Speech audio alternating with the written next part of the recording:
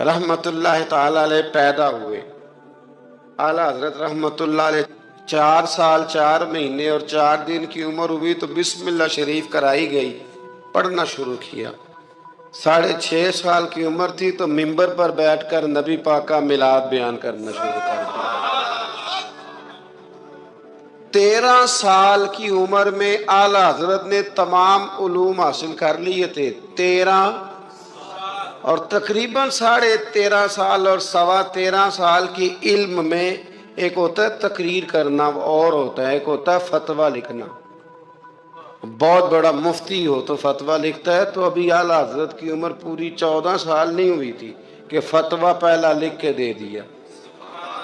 آپ کے والد صاحب بہت بڑے مفتی تھے، زمانہ فتویٰ لیتا تھا۔ جب پہلا فتویٰ اعلیٰ حضرت نے دیا تو آپ کے ابا جی اسی دن اٹھے، فرمانے لگے بیٹے میں آج سے فارغ ہوں، فتویٰ تو ہی لکھا کرے گا۔ اور یہ پتہ ہے بات کیا ہے، لوگوں کو حسد پیدا ہو جاتا ہے، جس میں کوئی خوبی ہو نا اس کی خوبی کا اعتراف کرنا چاہیے، جلنا نہیں چاہیے۔ لوگ جلتے ہیں، داستان سرائی کرتے ہیں، پروگرام بناتے ہیں۔ خوبی ہو تو خوبی کا اعتراف، ہم خوبی کا اعتراف نہیں کرتے، یہ ہمارا نقص ہے۔ اعلیٰ حضرت رحمت اللہ علیہ کو اللہ نے کمال دیا۔ اعلیٰ حضرت سے عمر میں بڑے تھے مولانا وسیع احمد صاحب، اور محدث تھے بہت بڑے، پیلی بھیت میں رہتے تھے۔ ان کی اعلیٰ حضرت سے ملاقات ہوئی تو فرمانے لگے بھئی یہ معمولی بندہ نہیں، یہ مجدد ہے اپنے وقت کا۔ حالانکہ وہ محدث تھے، وہ اعلیٰ حضرت سے عمر میں بڑے تھے، انہوں نے مجدد کہا۔ پھر اعلیٰ حضرت نے لکھنا شروع کیا، 1000 کتاب لکھی فاضل بریلوی۔ اتنی پڑھی ہے ویسے ایسا کدی 1000؟ جی بچوں سے میں پوچھتا ہوں، کئی دفعہ پیپر دیکھے آتے ہیں تو میں کہتا ہوں کتابیں ساری پڑھی، کہتے ہیں نہیں اپ ٹو ڈیٹ تو تیاری کی تھی، استادوں نے کہا تھا یہ والے باب یاد کر لینا پیپروں میں آ جائے گی۔ یعنی پوری کتاب جو ہماری ہوتی ہے نا کورس کی، اسکولوں میں بچے وہ بھی ساری پڑھتے، موٹی موٹی تیاری ہوتی ہے نا۔ یعنی کتاب پڑھنا بڑا مشکل کام ہے۔ ہمارے ایک بزرگ تھے تو وہ کہا کرتے تھے کتاب بڑی مہنگی ہو گئی، کتاب خریدنی بڑی مشکل ہے، اور خرید کے پڑھنی اس سے مشکل ہے، پڑھ کے سمجھنی اس سے مشکل ہے۔ فرمایا کرتے تھے سمجھ کے عمل کرنا سب سے مشکل ہے، یہ کام ہی بڑا مشکل ہے پڑھنے پڑھانے کا۔ اعلیٰ حضرت نے 1000 کتاب لکھی، اور کس طرح کر کے لکھی کہ دلائل کی انبار لگا دیے، ایک حوالہ نہیں دیا۔ کئی ایسی جگہ جہاں اعلیٰ حضرت رحمت اللہ نے ایک بات کا 100 حوالہ پیش کیا ہے۔ اتنا کمال اللہ نے عطا کیا۔ آپ حج کرنے گئے ہوئے تھے، اور سب سے بڑا آپ کا موضوع ہے نبی پاک کی شانیں بیان کرنا، حضور کی عظمت پہ لکھنا بڑا موضوع ہے۔ اپنے موضوع ہوتے ہیں نا، کچھ لوگ فقہ آپ نے فقاہت پہ سب سے زیادہ کام کیا، لیکن جس موضوع پر آپ کا غلبہ رہا وہ رسول اللہ کی محبت کا موضوع ہے، وہ نبی کریم کی محبت کا، اور لکھا تو پھر کمال ہی لکھا، پھر کمال لکھا اعلیٰ حضرت، اور حد کر دی۔ مکہ شریف میں تھے، بخار بڑا زیادہ تھا، اور آپ گئے ہوئے تھے حج عمرے کے ارادے سے، تیز بخار تھا، تو کسی شخص نے پوچھا نبی پاک کو علم غیب ہے؟ 2 گھنٹے میں علم غیب پر اتنی موٹی کتاب درج فرما دی، 2 گھنٹے میں، اور کوئی لائبریری نہیں، کوئی حوالہ نہیں۔ تو کسی نے کہا یہ کیا ہے؟ فرمانے لگے یہ میرے محبوب سے غلامی کا رشتہ ہے، یہ میرا حضور سے غلامی کا، تم پوچھتے جاؤ میں حضور کی شانیں بتاتا جاؤں گا، میں نبی پاک کے تذکرے کرتا جاؤں۔ اور پھر تعریفیں کس کس کی حضور کی اولاد کی اصحاب کی نبی پاک کے غلاموں کی ولیوں کی صوفیاء کی علم بڑا تگڑا اللہ نے دیا. کسی نے پوچھا تیمم کس مٹی سے جائز ہے تو مٹی کی 80 قسمیں بیان کر دی. مٹی کی 80 قسمیں. فرمانے لگے مٹی ایک جیسی نہیں ہوتی. ایک مٹی زمین پہ پڑی ہوتی ہے, کپڑے پہ پڑی ہوتی ہے. کپڑے ایک جیسے نہیں ہوتے, ایک سوتی ہوتا ہے, ایک ریشمی ہوتا ہے. ایک کے اندر مٹی جذب ہوتی ہے, ایک میں جذب نہیں ہوتی. ایک سے دھونے سے جلدی نکل جاتی ہے, ایک سے جلدی نہیں نکلتی. 80 قسمیں بتا کے فرمایا اس سے ہو جاتا ہے, اس سے نہیں ہوتا, اس سے ہو جاتا ہے, اس سے. اور جواب بڑے شاندار دیتے تھے. ایک بندے نے ایک دفعہ پوچھا جی فرض کا درجہ زیادہ کہ سنت کا؟ اور مانے لگے فرض کا. تو کہنے لگے پھر سیدھا منہ دھویا کریں. آپ وضو میں پہلے ہاتھ دھوتے ہیں, پھر کلی کرتے ہیں, پھر ناک میں پانی ڈالتے ہیں. تو منہ فرض تو منہ دھونا ہے پہلے, ہاتھ دھونا بھی وضو میں سنت ہے, ناک میں پانی ڈالنا بھی سنت ہے, کلی کرنا بھی. تو آپ نے تو پہلے 3 سنتیں ادا کی پھر وضو. فرمانے لگے ٹھیک تم نے کہا ہے, پر تم پتہ نہیں نا تمہیں کہ یہ میرے رسول اللہ کی سنت کی برکت کتنی ہے.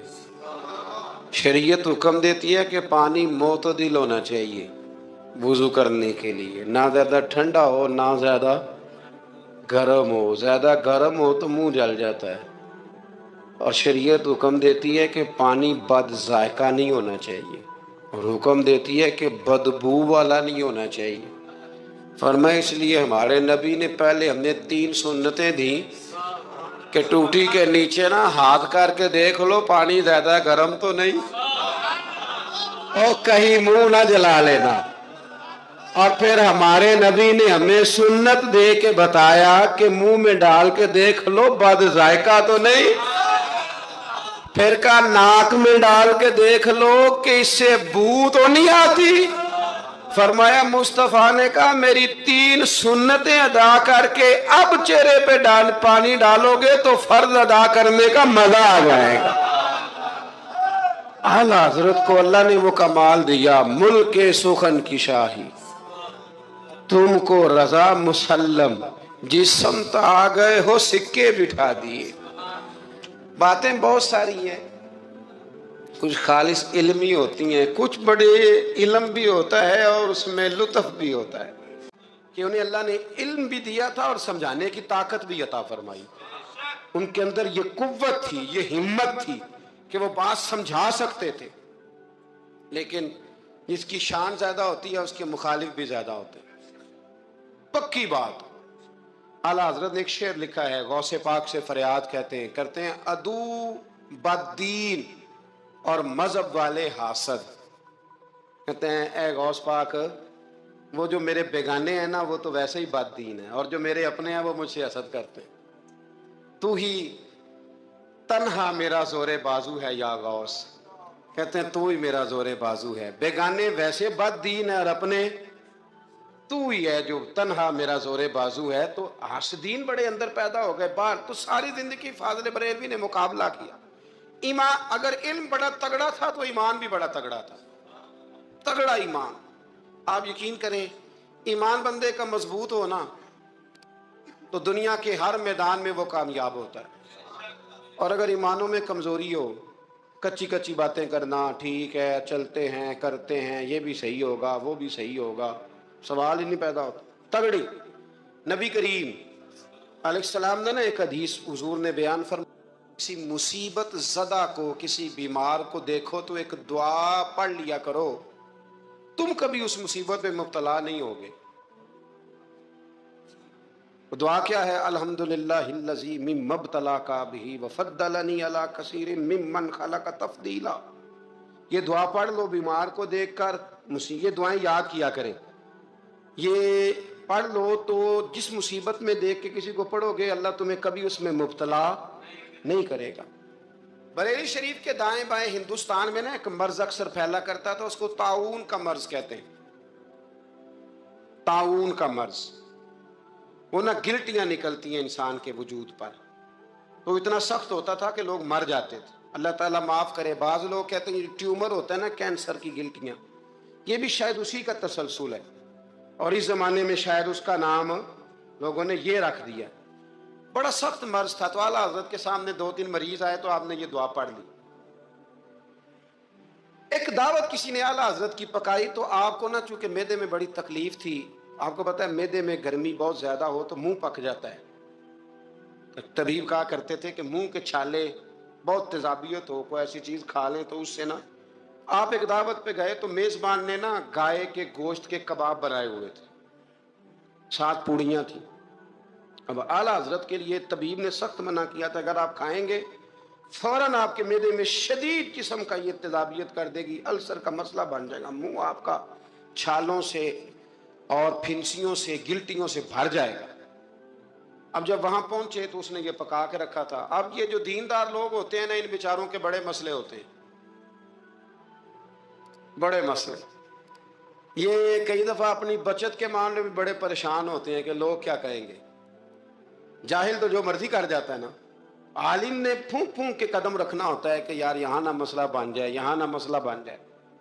اب وہ آپ کا خادم کہنے لگا حضور ان سے کہتے ہیں کہ یہ سادہ کوئی کھانا لے آئیں تاکہ آپ کھا لیں, اب یہ آپ کھائیں گے تو بیمار ہو جائیں گے. تو اعلیٰ حضرت فرمانے لگے وہ تو بات تیری ٹھیک ہے کہ بیمار ہو جاؤں گا, لیکن اب یہ آدمی ہے, اس کو میں کیسے کہوں. یہ کہے گا کہ میں نے اتنی محنت کی ہے اور یہ کھا نہیں رہے.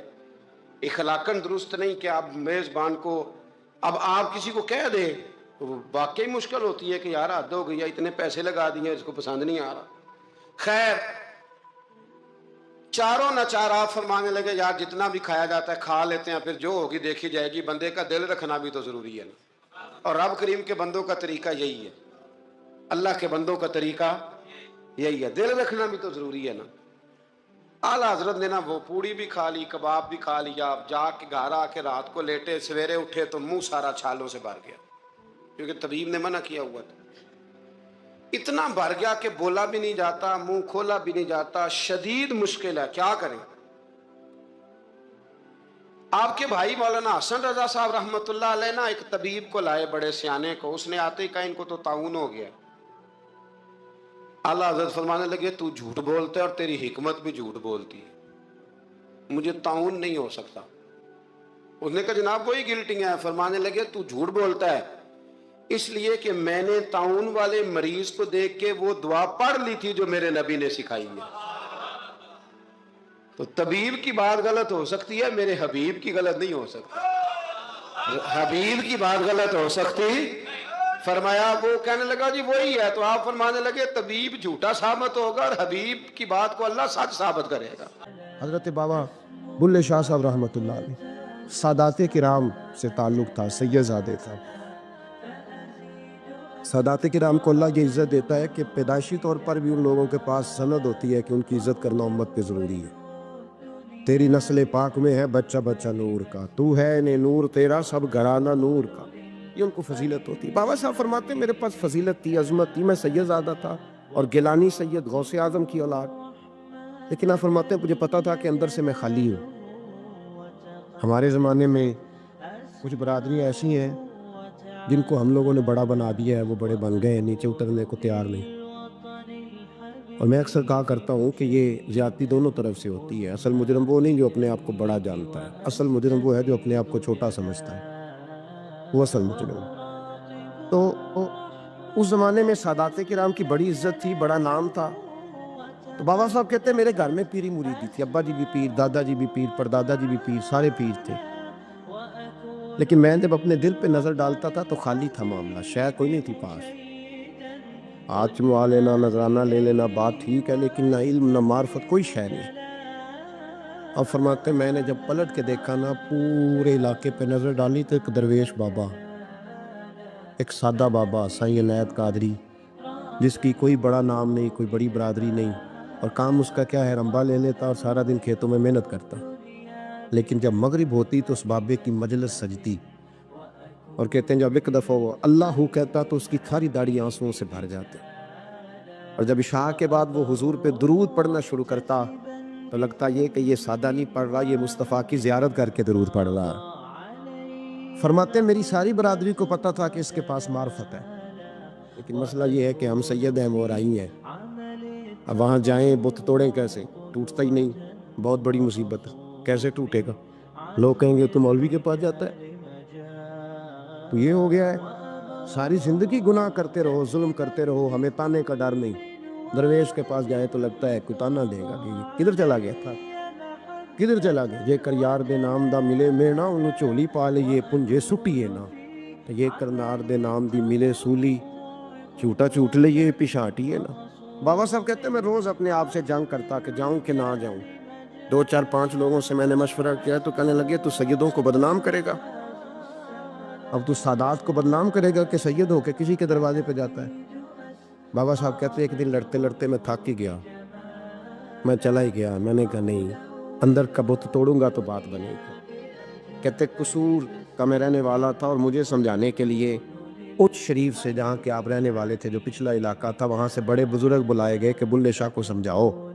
کہتے ہیں وہ بابا جی جب آئے تو میں پہچان گیا برادری کے قبیلے کے علاقے کے بڑے، میں جب ان کے قریب گیا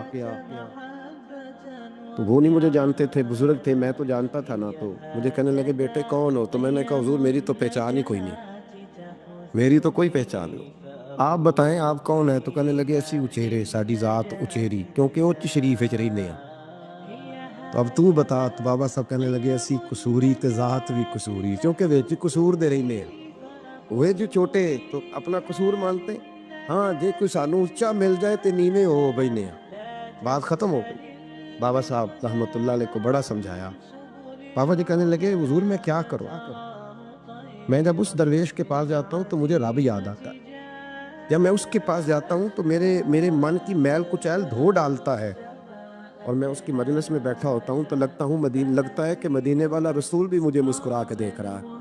میری مجبوری ہے، میرے وہ جو اندر کے باطن کے میل ہے نا اس نے دھو ڈالے، اور کہا حضور آپ تو کہتے ہیں اس کے پاس نہ جاؤ، میرا تن تو گھر میں ہوتا ہے، میرا من اسی کے پاس رہتا ہے، میں اسی کے ساتھ رہتا ہوں، اسی کے پاس بیٹھتا ہوں، اسی کے پاس سوتا ہوں، اور میری کشش اتنی سخت ہے کہ اب میرا گزارا نہیں، اب اسی کے ساتھ جیڑا بلے نو سید آکھے انہوں دوزخ ملنے سزائیں۔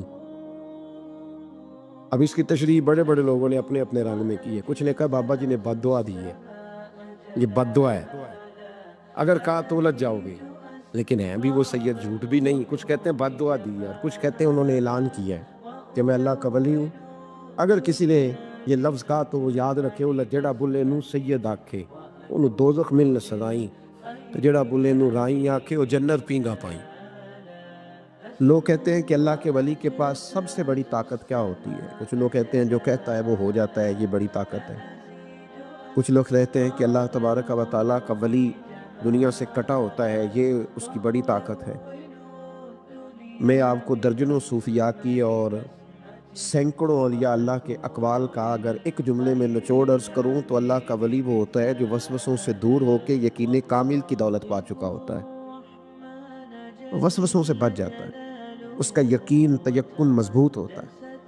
حضرت ابو الحسن خرقانی ایک بزرگ گزرے، یہ حضرت باجید بستامی کے سجادہ نشین، بو علی سینا سائنسدان ہے بہت بڑا، وہ حضرت ابو الحسن خرقانی کا مرید تھا، توجہ ہے میری بات پر، سائنسدان بیت تھا، اور محمود غزنوی والی ہندوستان وہ بھی حضرت سیدنا ابو الحسن خرقانی کی بیت تھا، اتنے بڑے آدمی تھے، اپنا جبہ دیا محمود غزنوی کو، جب مشکل آئی تو دعا مانگنا آگے رکھ کے اللہ فتح دے دے گا، تو محمود کہتے ہیں جب سومناتھ کے مندر میں فتح ہو رہے تھے تو میں نے بابے کا جبہ سامنے رکھ کے دعا کی تو اللہ نے مجھے فتح دے دی۔ کہتے ہیں بابا جی رات خواب میں ملے تو کہنے لگے تو نے کیا قیمت ڈالی میرے جبے کی؟ ایک فتح۔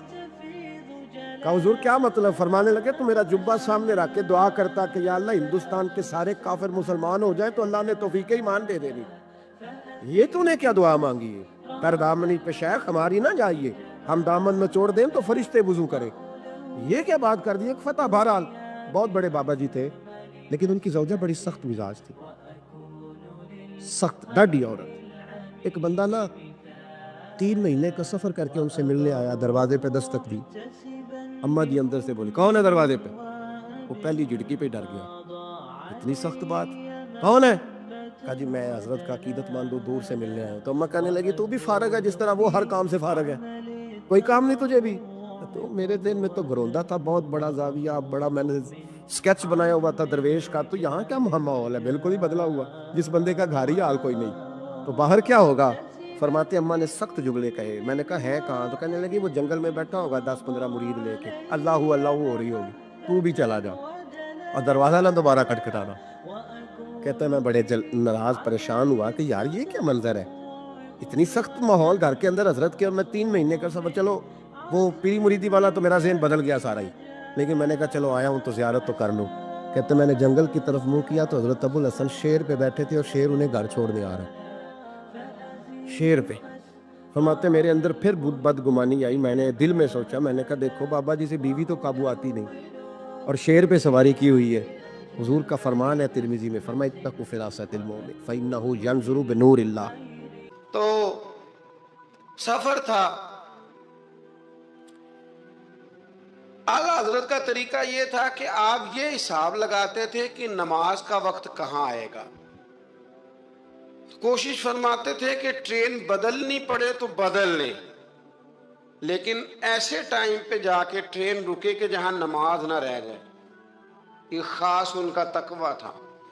بہرحال ایک دفعہ نا اجمیر شریف جا رہے تھے, خواجہ معین الدین اجمیری کے مزار پہ حاضری دے,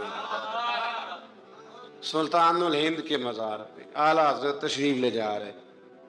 رستے میں نے ایک جگہ مغرب کا وقت ہوا, ٹرین تھوڑی دیر کے لیے رکی تو اعلیٰ حضرت فرمانے لگے نیچے اترو بھائی. ساتھ ہی نہ پلیٹ فارم پہ صفیں بیچ گئیں, چادریں بیچ گئیں, مسلح بیچ گئے. اعلیٰ حضرت جماعت کرانی شروع کر دی. رابٹ نام تھا اسٹیشن ماسٹر کا. وقت ہو گیا.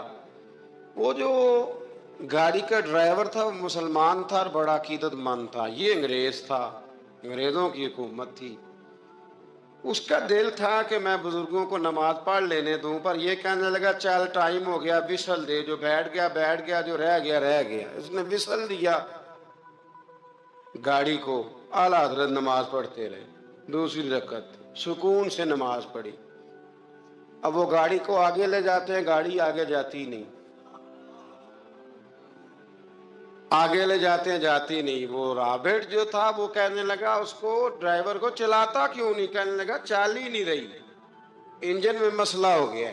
کہنے لگا ذرا پیچھے کرنا. اس نے پیچھے کی تو پیچھے ہونے لگ گئی, آگے کی تو جاتی نہیں. اس کو شک پڑا کہ یہ مسلمان ہے, شاید فیور کر رہا. کہتا تو نیچے اتر, میں بیٹھتا ہوں.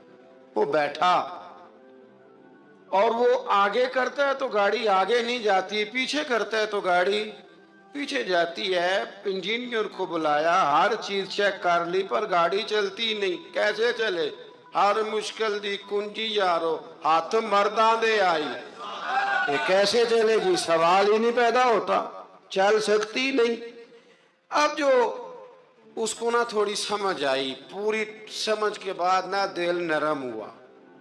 اتر کے نا اعلیٰ حضرت نماز پڑھ رہے تو بیٹھ گیا. غور سے دیکھنے لگا کہ بڑے خشوع سے, وضو سے, عاجزی سے, دل جمی سے اعلیٰ حضرت نماز پڑھ رہے ہیں.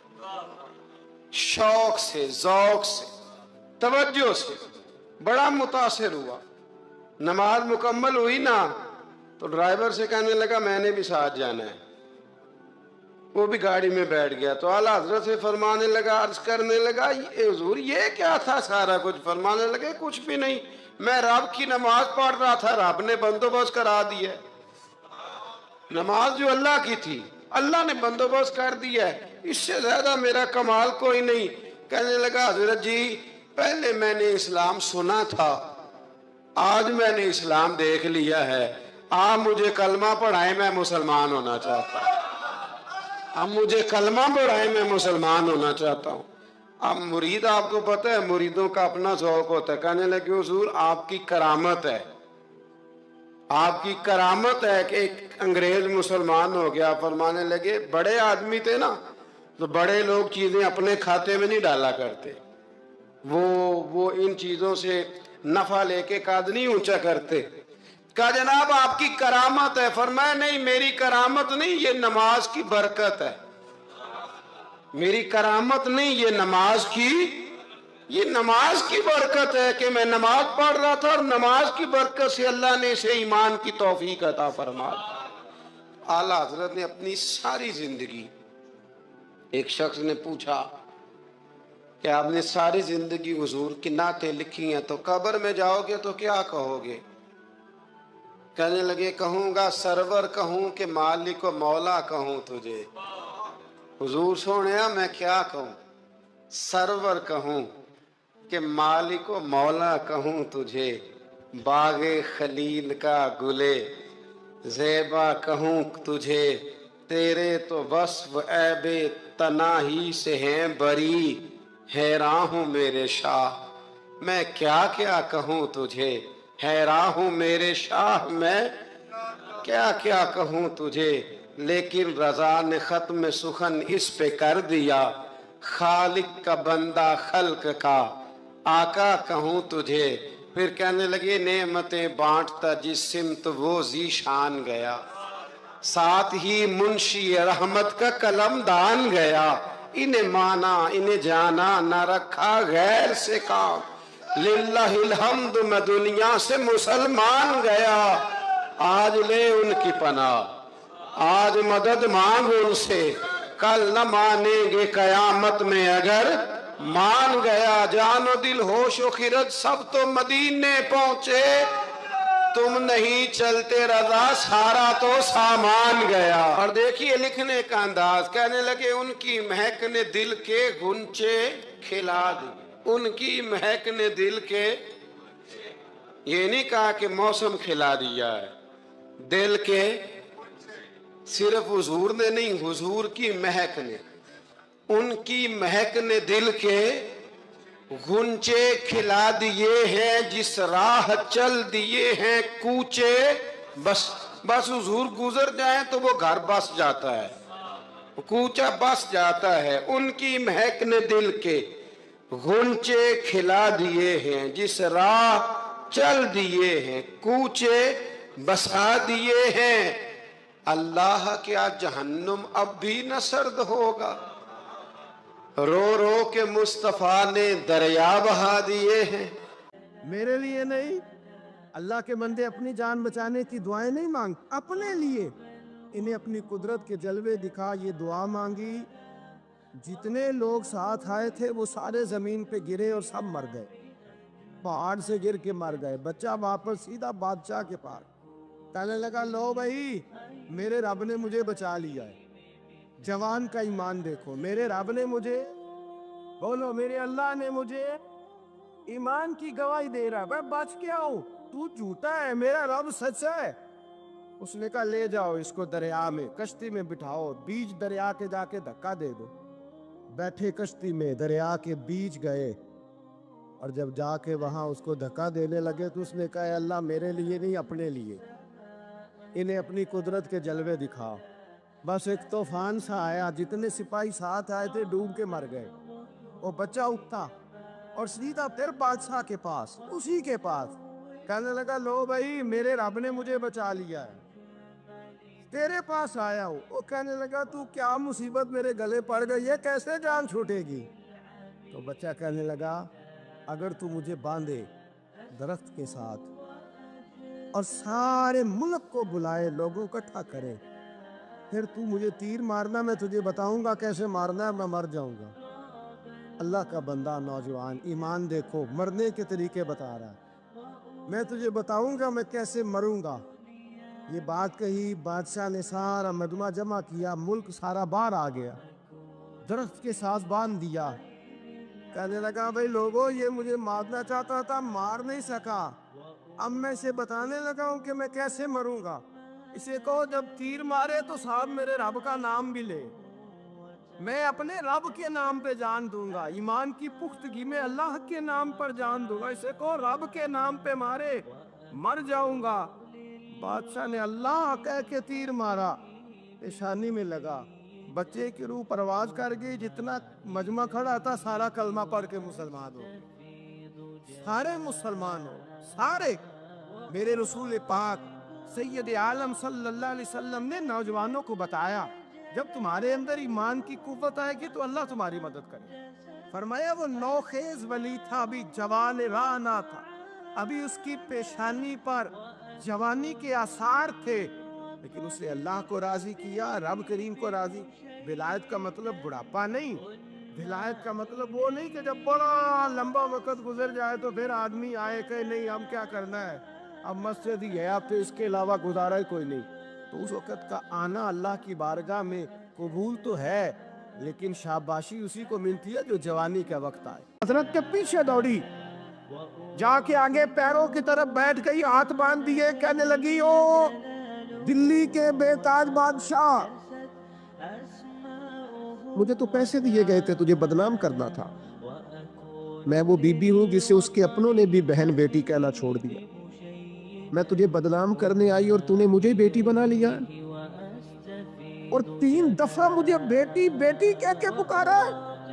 میں تیرے صدقے جاؤں، اب میں اس شہر والوں کو بتاؤں گی کہ فخر جہاں کی بیٹی کیسی ہوتی ہے.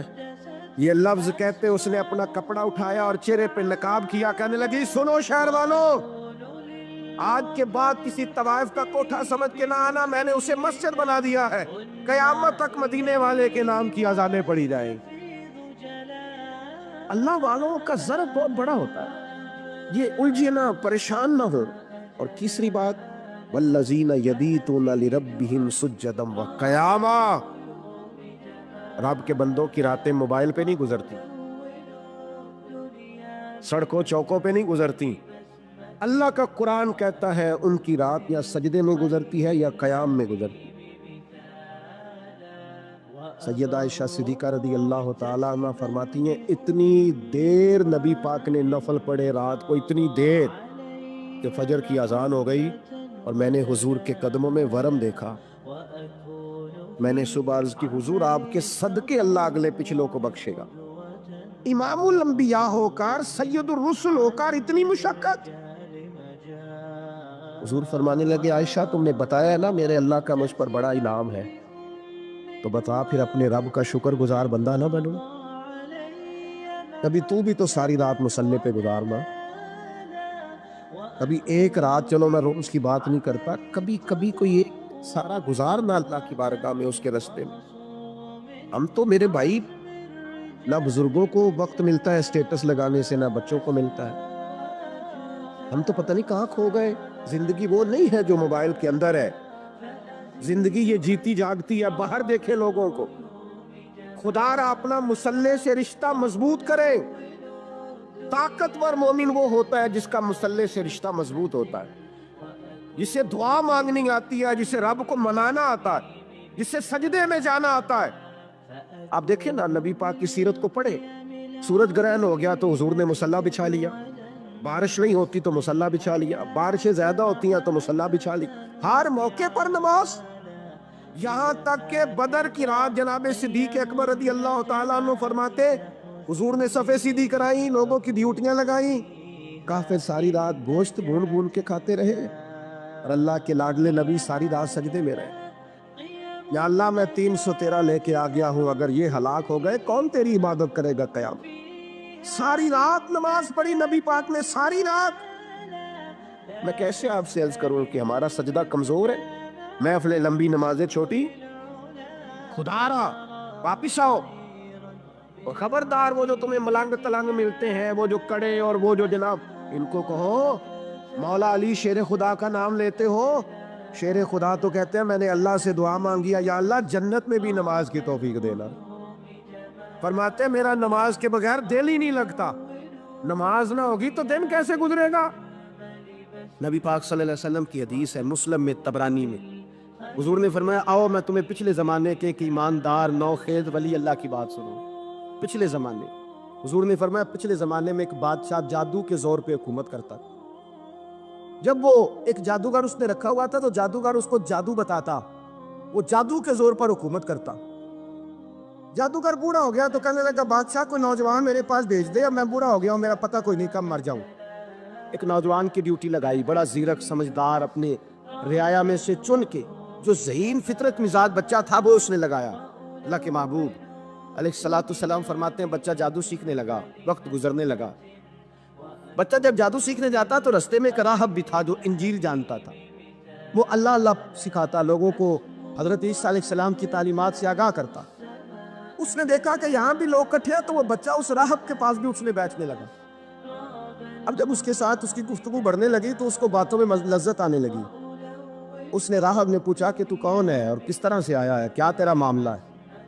اس نے کہا جی میں جادو سیکھنے جاتا ہوں، آپ کی باتیں مجھے بڑی اچھی لگتی ہیں۔ اس نے کہا دین سیکھ، جادو سیکھنے والے کافر ہو جاتے ہیں، قرآن و حدیث سیکھنے والوں کو اللہ کامل ایمان عطا فرماتا ہے۔ فرمایا یہ سیکھ۔ بچہ بیٹھنے لگا، اس کے پاس آنے لگا، باتیں دل میں گھر کرنے لگی۔ ایک وقت آیا کہ مسلمان ہو گیا، اور مسلمان کیسے ہوا؟ بچہ کہتا ہے میں تجربہ کر کے ہوا، اب میں تھوڑا سا وقت جادوگر کے پاس بھی جاتا اور باقی سارا وقت وہاں بیٹھتا تھا۔ میں ایک دن جا رہا تھا تو رستے میں اژدہا تھا، بہت بڑا سانپ تھا، رستہ روک کے کھڑا تھا۔ یہ حضور نے بیان کی حدیث، نبی پاک صلی اللہ علیہ وسلم فرماتے ہیں بچہ کہتا ہے کہ رستے کے اندر سانپ ہے، رستے بند ہے، لوگ چھتوں درختوں پہ چڑھے، ہراش ہے۔ کہتے چھوٹا سا روڑا میں نے اٹھایا تو میں نے کہا اللہ اگر جادوگر سچا ہے تو اسے مار دے۔ چھوٹا سا روڑا میں نے پھینکا، اژدہا کوئی نہ مرا۔ پھر چھوٹا روڑا اٹھایا، میں نے کہا اللہ اگر وہ عالم سچا ہے تو اسے مار دے۔ اب جب میں نے روڑا مارا تو اژدہا مر گیا۔ میرے اندر سے گواہی آئی نہیں، دین کی باتیں سچی ہیں، نہیں قرآن کی باتیں اسلام سمجھانے کے لیے عرض کر رہا ہوں، اگرچہ اس دور میں انجیل کی، اللہ رسول کی باتیں اچھی ہیں۔ کہتے میں مسلمان ہو گیا، اب میں نے راہب کے پاس ہی رہنا شروع کر دیا، جادوگر کے پاس چھوڑ دیا اس بچے نے آنا۔ بادشاہ پوچھتا کہاں زیادہ وقت گزارتے ہو، تو بات گول کر دیتا۔ وقت تیزی سے بڑھنے لگا، اللہ نے اس نوجوان میں طاقت پیدا کر دی۔ اب اس کے اندر نا اللہ نے توانائی، روحانیت پیدا کر دی۔ ابھی جوان ہے، 14-15 سال عمر ہے۔ اللہ نے اب جو بیمار بھی آتا وہ دعا کرتا تو اللہ صحت عطا کر دیتا، جو بھی آتا۔ بادشاہ کا ایک درباری تھا، بادشاہ کو پنکھا جلتا تھا، اندھا ہو گیا، کوئی ایسی تکلیف آئی کہ نابینا ہو گیا، بڑے علاج کرائے، شفا نہیں ہوئی۔ کسی نے اس بچے کا پتہ بتایا کانوں میں، اس کے پاس گیا تو بچہ کہنے لگا شفا تو ہو جائے گی پر کلمہ پڑھنا پڑے گا، مسلمان ہونا پڑے گا، جس پیغمبر کا میں غلام ہوں تجھے بھی بننا پڑے گا، دین پہ عمل کرنا پڑے گا، اللہ شفا دیتا ہے۔ اس نے کہا تو مجھے کلمہ پڑھاؤ، مجھے شفا دے، میں تیار ہوں۔ اس نے کہا شفا تو اللہ دیتا ہے۔ اس نے اللہ تبارک و تعالیٰ کا ذکر کر کے دعا مانگی، یہ مسلم شریف میں حدیث ہے، طبرانی میں موجود ہے۔ اللہ نے اسے شفا دی، اس نے کلمہ پڑھنا شروع کر دیا۔ یہاں ایک نقطہ لکھا ہے ہمارے علماء نے، کہتے ہیں جب اللہ ولایت عطا کرتا ہے نا تو یہ سفید بالوں والے کا حصہ نہیں ہوتا۔ اگر جوانی میں کوئی آدمی توبہ کر کے تصوف کے راستے پہ چلتا ہے تو سب سے زیادہ ولایت اللہ اسے عطا فرماتا ہے، سب سے زیادہ ولایت اس کے پاس ہوتی ہے۔ ابھی اس کے بال کالے ہیں، چڑھتی جوانی ہے، دعا کی تو اللہ نے، اور حدیث پاک میں موجود ہے کوڑے آتے تو شفا یاب ہو جاتے، اندھے آتے تو شفا یاب، برس والے آتے تو اللہ سے دے، جوان ہے۔ بادشاہ کے پاس وہ واپس گیا، وہ جو آدمی جس کی آنکھیں ٹھیک ہوئی تھی، بادشاہ نے پوچھا کہ کیسے شفا ملی؟ تو کہنے لگا میرے رب نے شفا دی۔ بادشاہ سجدے کراتا تھا، اپنے آپ کو منواتا تھا، معاذ اللہ، کہنے لگا میرے علاوہ کون رب ہے؟ اس نے کہا وہی رب ہے جس نے تجھے پیدا کیا ہے، اور وہی رب ہے جس نے مجھ اندھے کو آنکھیں دی ہیں، وہی ہے میرا مالک۔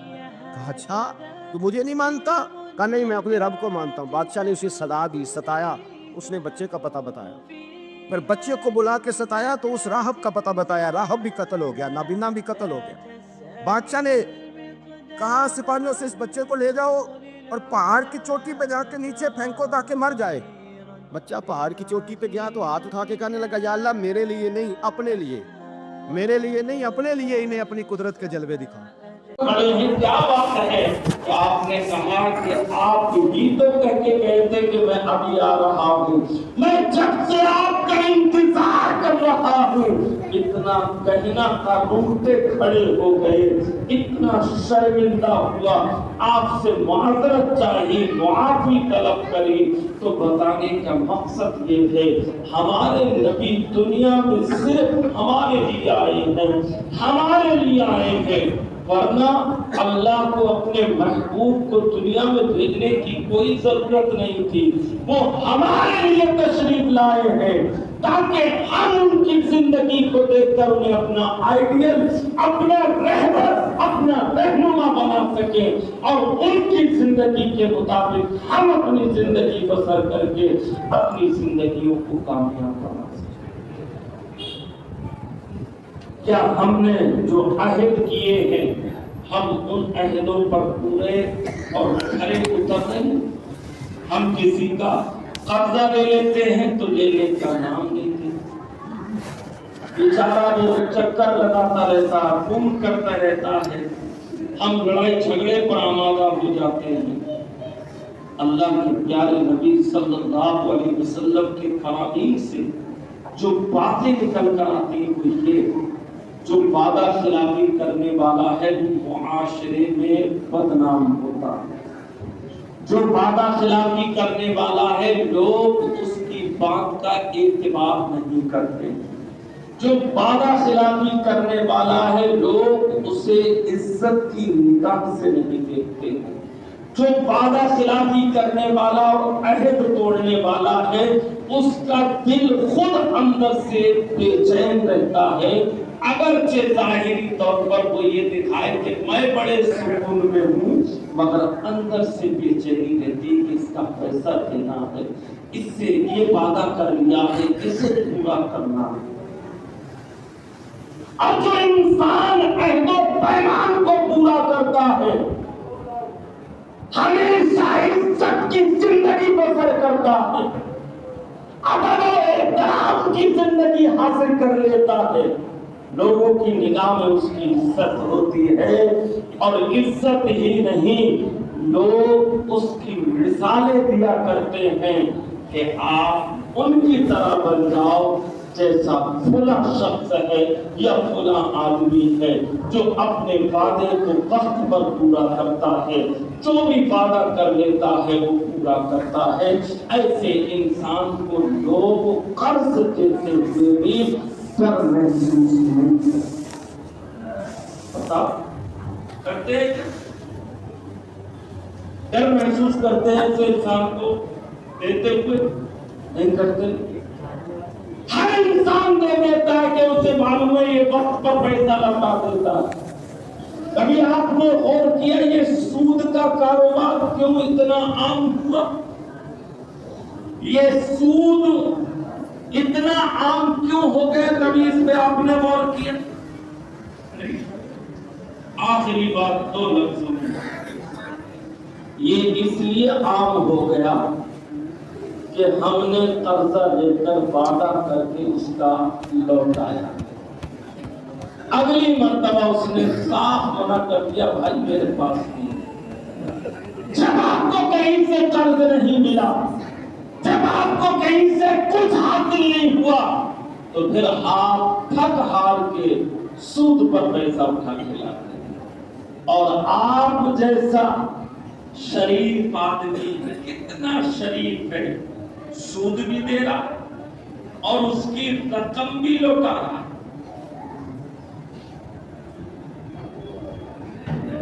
जो सूद बढ़ रहा है एक तो पैसा या जो जितने परसेंट पे आपने लिया 3%, 5%, 6%, 7% पर वो भी आप दे रहे हैं। और जो आपने डेट कर रखी है, ले रखी है, उस पर आप उसका पैसा भी लौटा रहे हैं। और उस गरीब ने, उस मुसलमान ने सिर्फ ये किया था कि आपसे सूद नहीं लिया था, ये कहा था फला टाइम पे दे दे। अब आप उसे पैसा भी नहीं लौटा रहे, बदले में आप उसे गाली दे रहे, बदले में आप उसे बुरा भला कह रहे, बदले में आप उसका फोन रिसीव नहीं करते। गली में आता हो तो गली छोड़ के दूसरी गली इख्तियार कर लेते। आप उसे ताने देते हैं कि मियां आपने तो नाक में दम कर दी है, आपसे पैसे क्या ले लिए, क्या मार कर भाग गए? पहले लफ्ज़ हमारा यही हो, पैसे मार लिए क्या हमने आपके? यार आपने तो हद कर दिए, नाक में दम कर दिए। भाई एक तो गरीब ने पैसा दिया, वक्त पर आपकी मदद की, ऊपर से आप उसके ऊपर जुल्म और ज्यादती करते हैं और उसी को मुजरिम ठहराते हैं। ये कहां का इंसाफ है?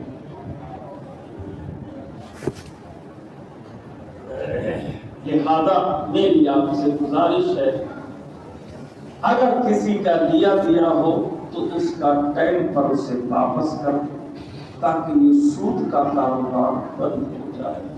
लोग एक दूसरे को कर्जा देने में डर महसूस ना करें।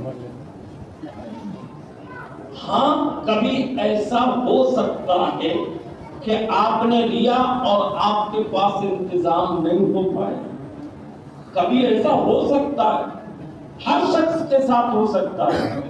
तो आप उसके बदले में आप उसके पास जाएं और उनसे कहें हमने आपसे वादा किया था भाई, अगर आप इजाजत दें तो थोड़े दिन की मोहलत और दे दें, क्योंकि हो नहीं पाया है, कहीं से हम जुगाड़ कर रहे थे, हो नहीं पाई, लिहाजा 2-4 दिन का टाइम और ले, 5 दिन का ले ले, 6 दिन का ले ले, वो खुशी खुशी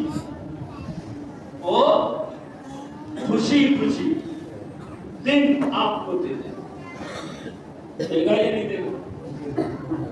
ईमानदारी बताओ, देगा या नहीं देगा? और फिर जब वो देगा तो बस सुन लो हदीस मुस्तफा की, जितना कर्जा आपका उसके ऊपर है और जितने दिन की मोहलत आपने दी है, अल्लाह ताला हर रोज उतने ही पैसे का राहे खुदा में सदका करने का सवाब अता फरमा देगा। तुम्हारे बस की है 1 लाख रुपए रोजाना सदका करना? नहीं कर सकते, लेकिन अगर आपने 10 दिन बढ़ा दिए किसी के, 1 लाख रुपए किसी पे 10 दिन बढ़ा दिए कि 10 दिन बाद दे दिए, तो रोजाना 10 दिन तक 1 लाख रुपए सदका करने का सवाब दिया गया। ये है इस्लाम। और ऐसे होते हैं मुसलमान, और ऐसे होते हैं इस्लाम को मानने वाले, ईमान पर अमल करने वाले। लिहाजा हमको चाहिए कि हम अपने नबी की सीरत अपनाएं, उनका अखलाक, उनका किरदार अपनाएं, और जिन हजरात ने पैसा देने का वादा कर लिया था मस्जिद के लिए, वो पैसा दे दें। जो हजरात हमारी मस्जिद के लिए लिखा कर गए थे, उनसे गुजारिश है कि वो भी लौटा दें। बिला वजह जो आपने अहद किया है वो टूट जाए, कोई फायदा नहीं है। अल्लाह ताला मुझे भी आप सबको अमल की तौफीक अता फरमाए। इंशाअल्लाह अज़ीज़ हम सब नमाजों की पाबंदी करेंगे। जल्दी से बोले। दोस्तों, अगर आज के इस बयान ने आपके दिल को छू लिया हो, अगर इस बात ने आपके दिल को थोड़ा सा सुकून दिया हो, तो इस वीडियो को लाइक जरूर करें और पियर अजमाल राजा कदरी बयान टीवी को सब्सक्राइब करके बेल आइकन दबाना न भूलें। इस चैनल पर आपको मिलता रहेगा दिल को सुकून देने वाला बयान, जिंदगी को सही राह दिखाने वाली नसीहतें और अल्लाह से जोड़ने वाली बातें। इस बयान को अपने दोस्तों, घर वालों और चाहने वालों के साथ शेयर जरूर कीजिए। हो सकता है आपके जरिए किसी परेशान दिल को सुकून मिल जाए। अल्लाह हम सबको अमल की तौफीक अता फरमाए। आमीन।